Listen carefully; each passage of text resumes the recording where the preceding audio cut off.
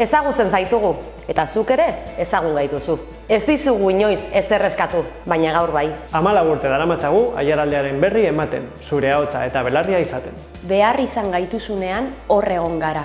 Euskara eramanez, zure begi, belarri eta eskuetara.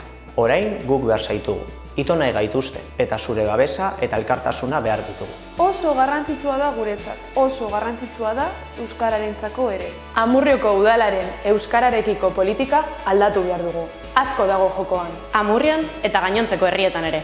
Ostiral honetan Amurrioko plaza bete behar dugu, elkartasunez eta euskaraz bete. Eta argi aldarrikatu, euskarak denok behar gaituela. Amurriok eta Aiaraldeak euskarazko komunikabideak behar dituela. Etorri ostiralean Amurriora eta ekarri zure senideak, lagunak eta arerioak ere.